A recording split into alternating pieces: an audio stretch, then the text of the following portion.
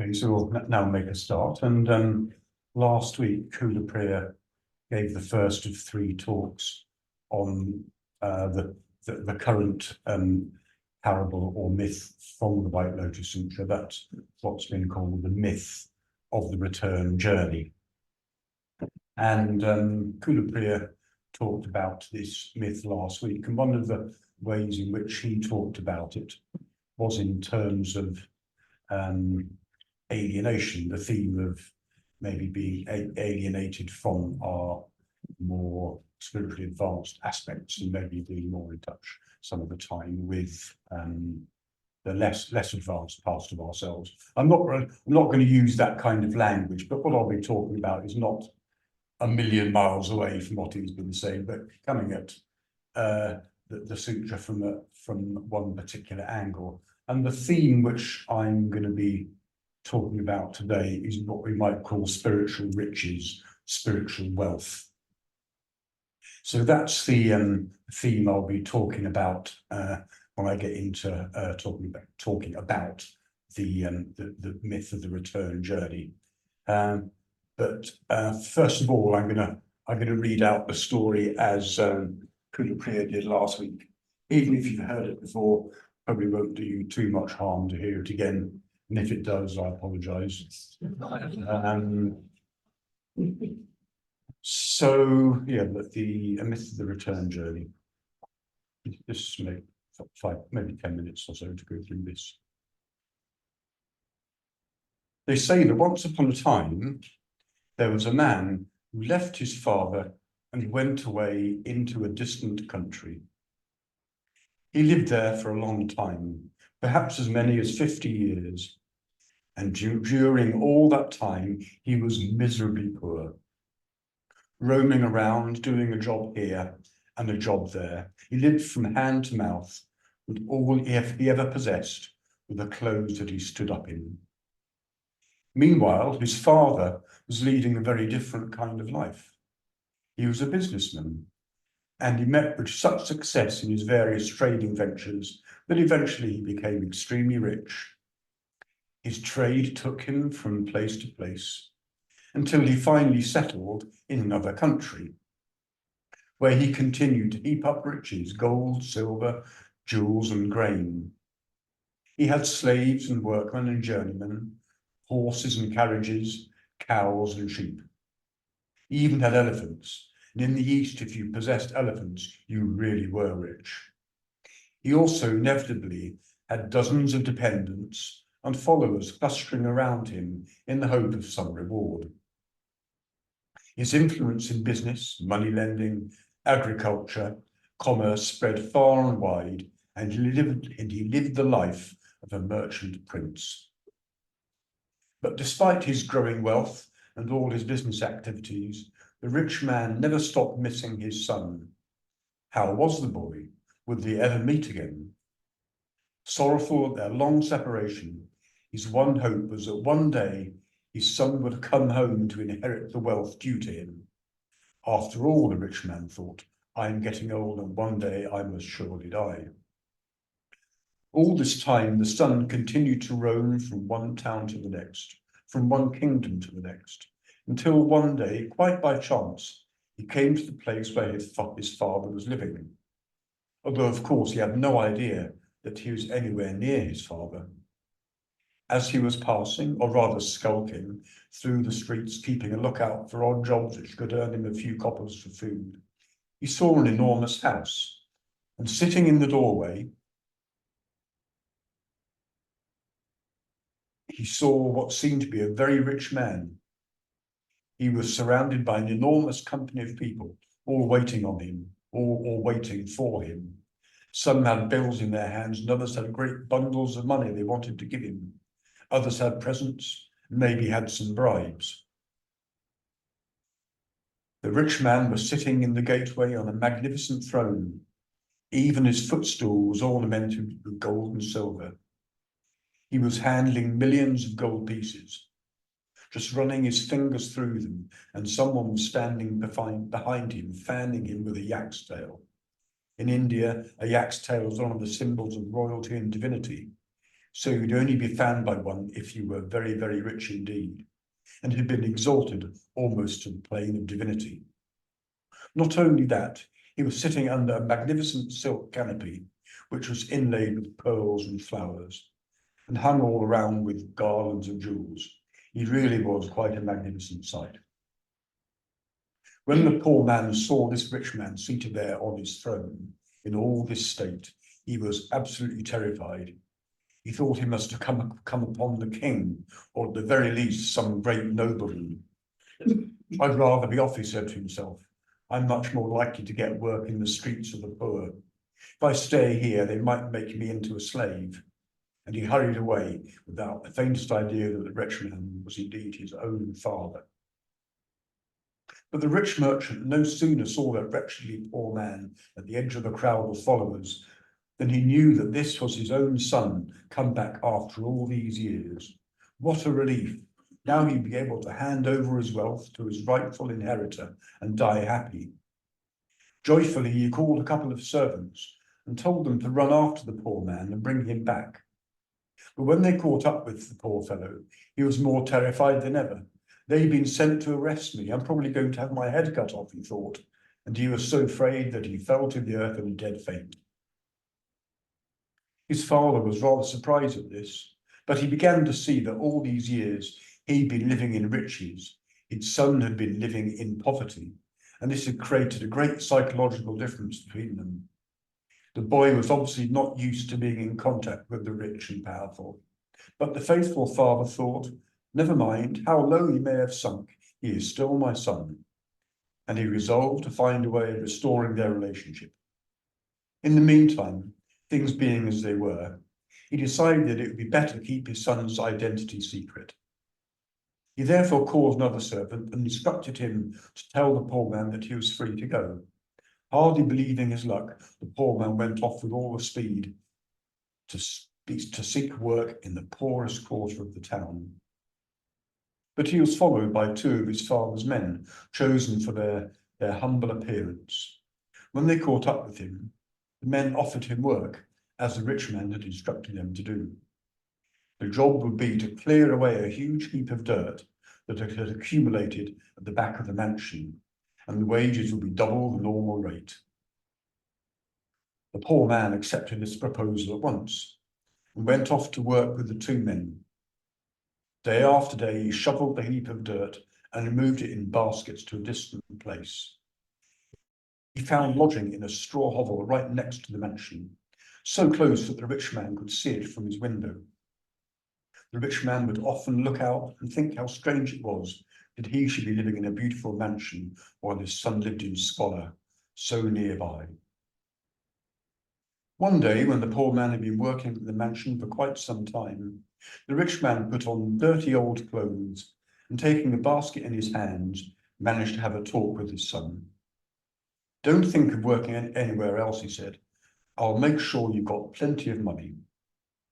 If there's anything you need, a pot, a jug, a rug, some extra grain, anything like that, just ask me. I've got an old cloak in the cupboard. You can have that if you like, but just don't worry about a thing. You've been working well, and I'm very pleased with you. You seem honest and sincere, not like some of the rogues I've been having working for me. In fact, while I'm an old man, you should look to me as your own father, and I'll treat you just like my own son. So for a number of years, the poor man carried on clearing away the heap of dirt, and he got into the habit of going in and out of the mansion without thinking twice about it, although he continued to live in his old straw hovel. Then it happened that the old man became ill and knew that he was soon going to die. He called the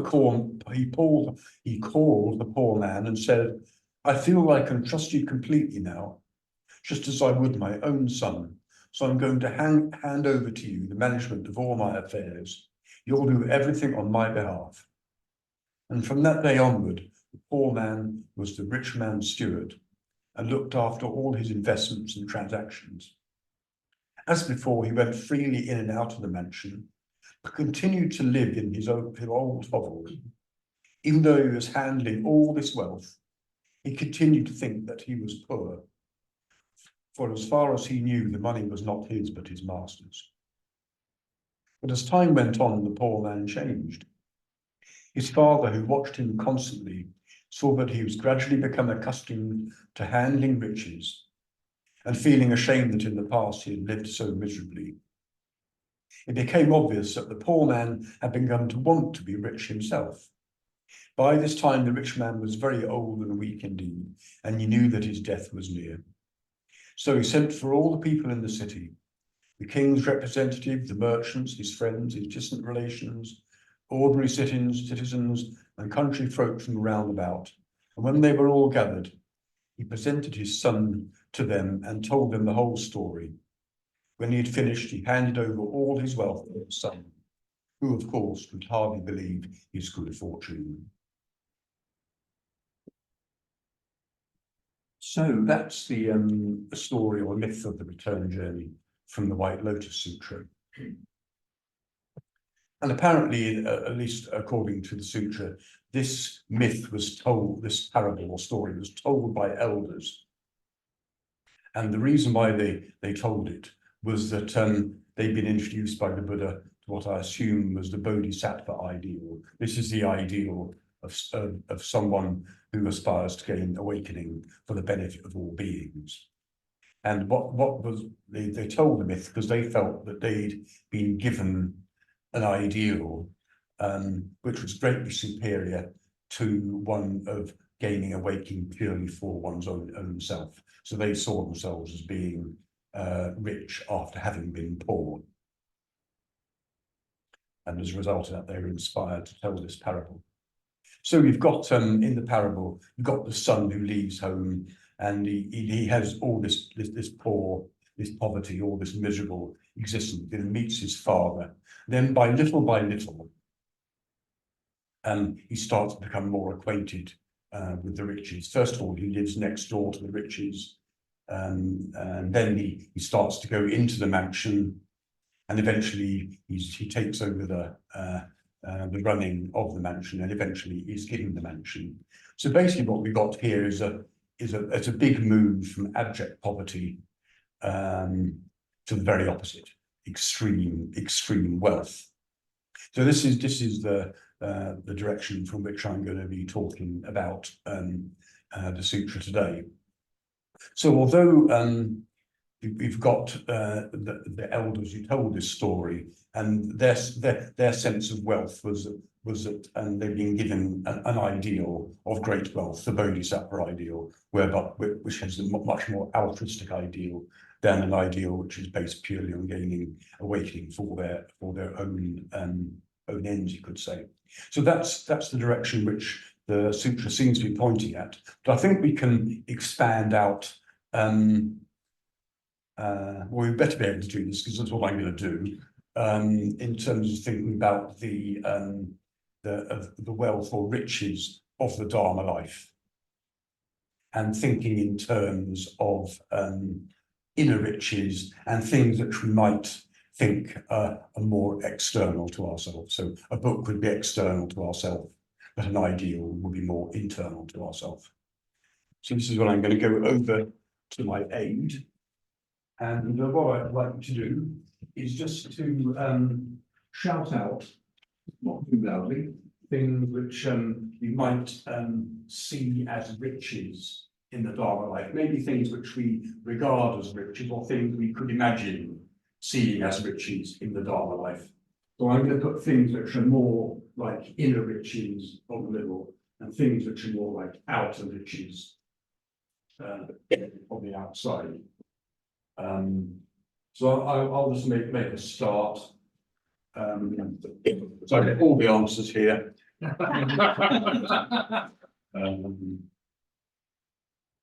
So if you don't think of something, I'll write it down. So let's think. What am I going to put in? Like an external thing, an external riches of Triratna. I would say is the interest, of course.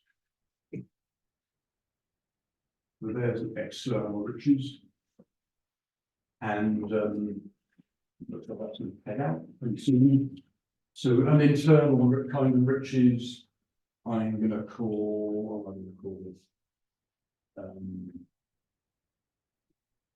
too strong.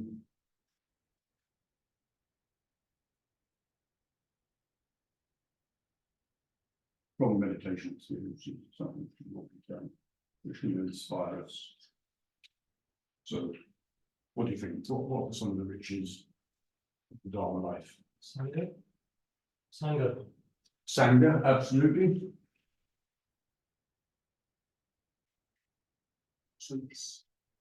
Retreats.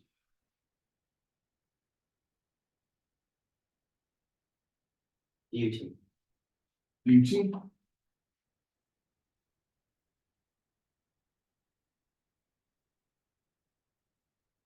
Friendships.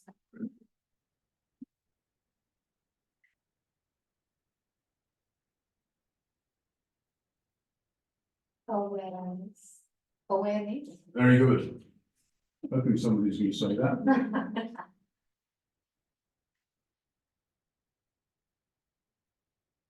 Wisdom. Wisdom. That could be inner or outer something.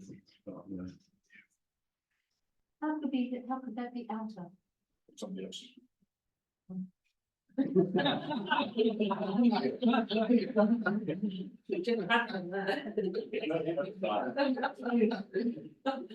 White Lotus, for example. For example. Faith. Faith, yeah, absolutely. Without faith, we haven't got a Dharma life to speak of. Tranquility. Tranquility, yeah.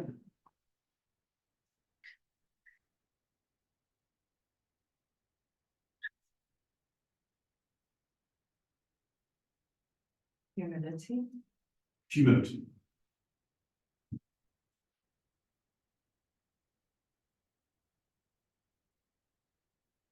In a way, we could sort of join those up and say pretty much any noble quality or positive experience could be regarded as riches. So there's a massive area there that's sort of based on personal experience, which can be enriching and motivating. Generosity. Generosity, yeah.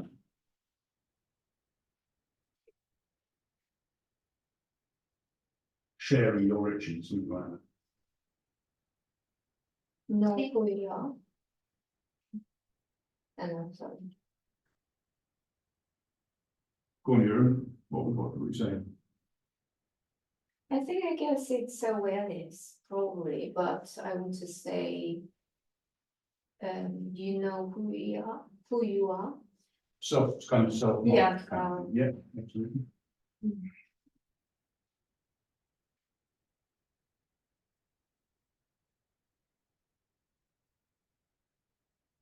You've got the literary and sort of dharmic wealth of the Buddhist tradition. Yes, you've got all the teachings. Yes.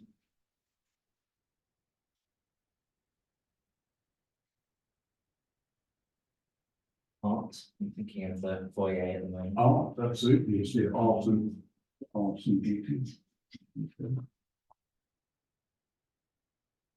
I'm going to put art on the outside as well. You know, like as a outer rich. Yes, it is. Yeah, yes.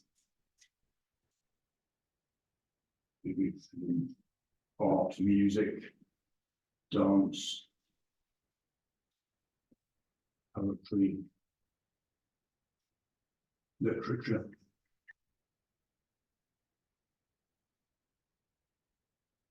Love and kind and Yeah. compassion. Yeah, loving kindness.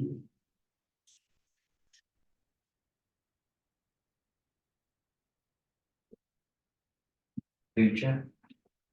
Yeah. Precepts. Ethical precepts, absolutely.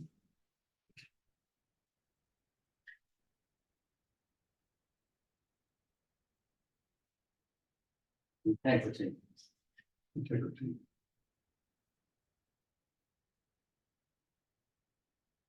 The Buddha. Yes. It's a good remember that, yeah. Refuge tree. Oh, yeah.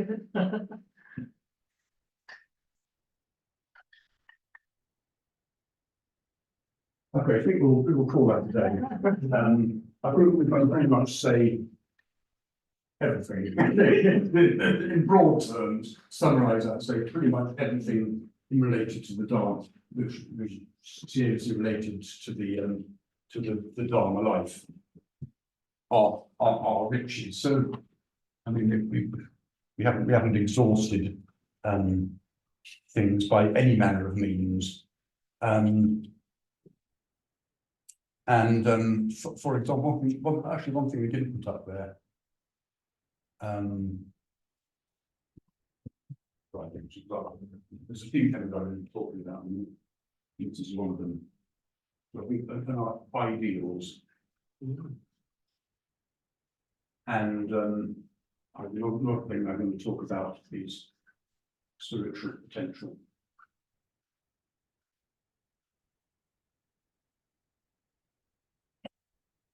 What we talk about awareness.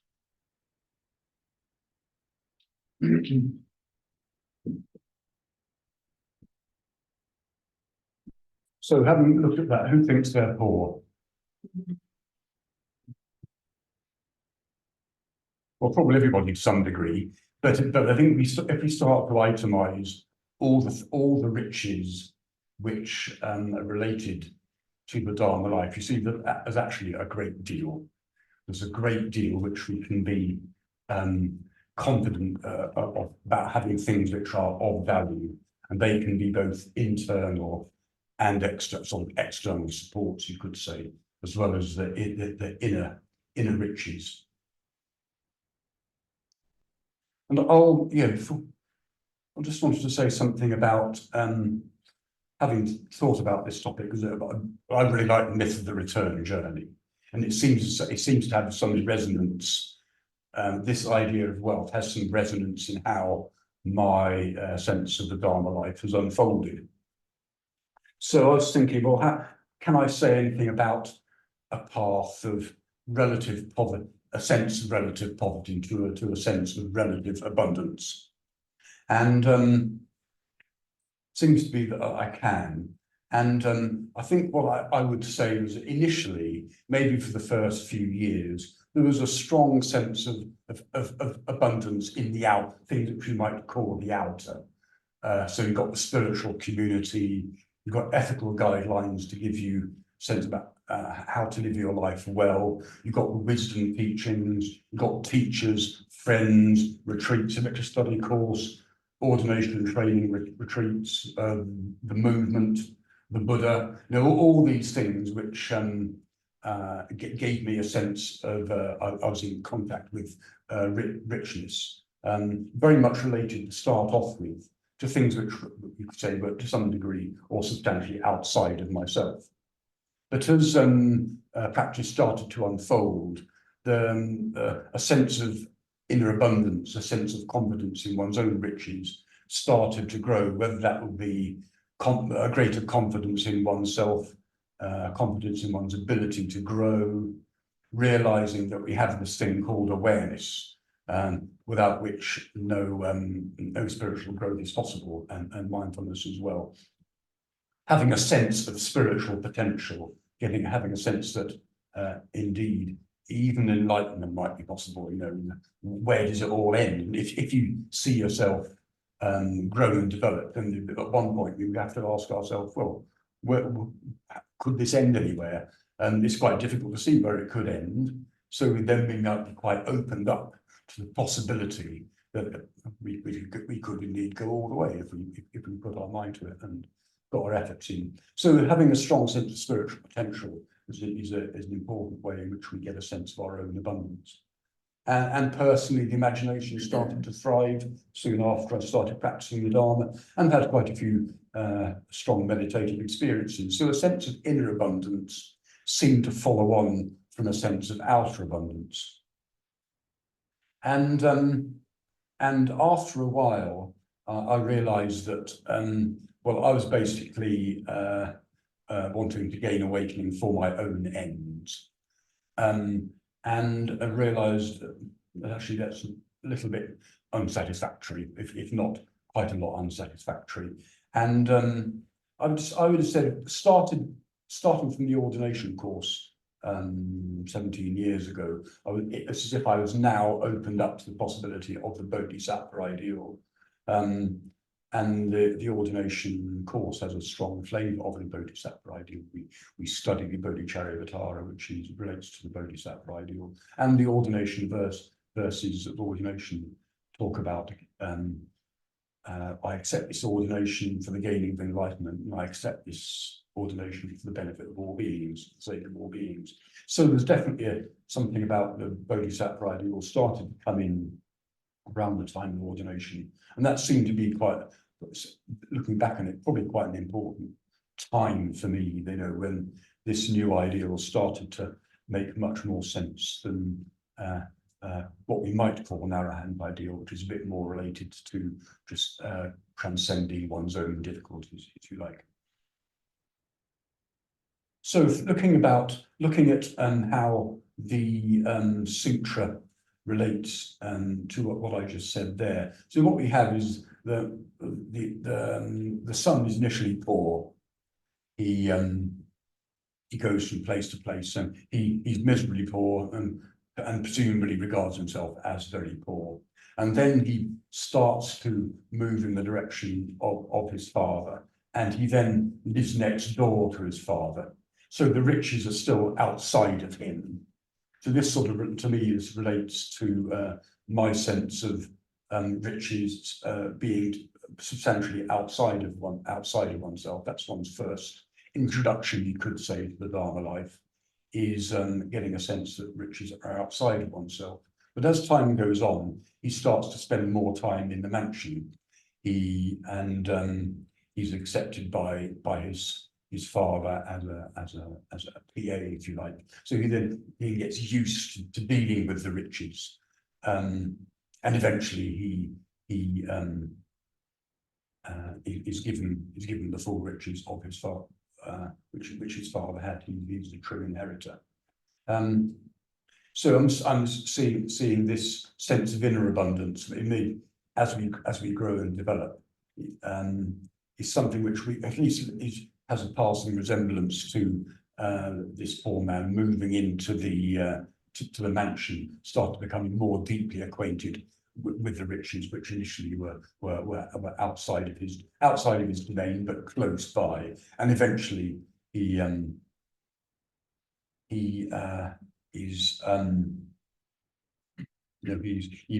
gains his full inheritance.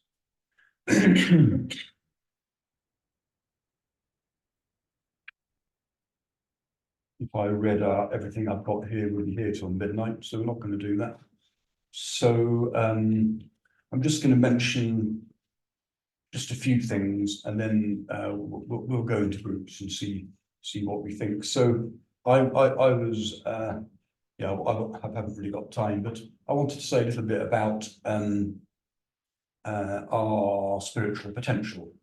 How do we get a strong sense of our spiritual potential? And that's going to come from basically practicing sincerely, so that we start to see growth and development in our friends, see growth and development. That's going to be very helpful. But one thing which maybe a little bit non-obvious, but something which has happened in my practice, which really seems to have really helped this sense of potential to become very, very apparent and directly known, is noticing that awareness is present. It's something of a practice which is not so much talked about in our tradition, but in the Tibetan traditions is regarded to be quite important. And I definitely had developed quite a strong taste for this, actually, just noticing that awareness is present. And this, to me, seems to give, just reflecting on the matter, seems to give a strong sense to me of Buddha potential, of boundless potential. And another thing which I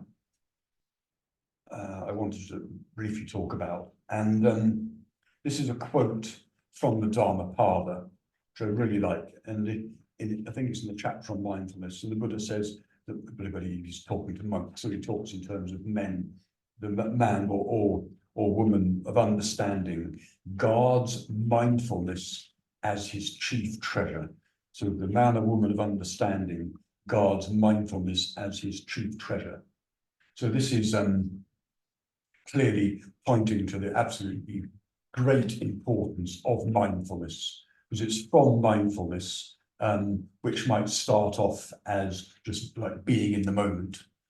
Like if somebody throws something to you, you have to be in the moment to catch it. So that's like the sort of like baseline level of mindfulness. But as mindfulness becomes more enriched, becomes deeper, we notice that we are aware. It's something which is directly known as mindfulness is deepened. And borrowing from Joseph Goldstein, an eminent American Buddhist teacher, he also talked about a third level of mindfulness, which he talked about in terms of being aware of our experience without greed, hatred, or delusion being present. So this is like the high, you could say, the high end of mindfulness. But this is where mindfulness can lead. So mindfulness is indeed a crude jewel, because in a way it has aspects. It is an aspect of awakening when it's practiced to its fullest.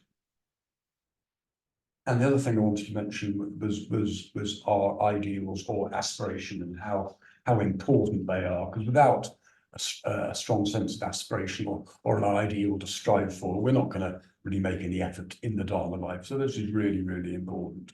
It gets us motivated to practice. So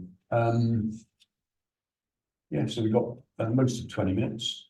So let's get in groups of 3 or 4. And questions basically are about riches. Do you have a sense of some sort of abundance, or maybe you have some sense of non-abundance or poverty? You may most likely got a mixture of the two. So that's a question you might like to discuss in the groups, like where you see your poverty, where you see your sense of having riches, some sort of abundance in the Dharma life. Where do you see your riches in relation to the Dharma life? Of these things here, what do you genuinely see as riches? And the other question was about the spiritual aspiration or ideal. How do we understand our aspiration? Do we have something which we could say was an ideal? And where do we stand in relation to having an aspiration or an ideal? And the other question, a more challenging question, does the Bodhisattva ideal have something to say in terms of enriching your spiritual aspiration? The answer is yes, but that's a bit too black and white. Yeah, so there we are. There's your mission, should you choose to accept it.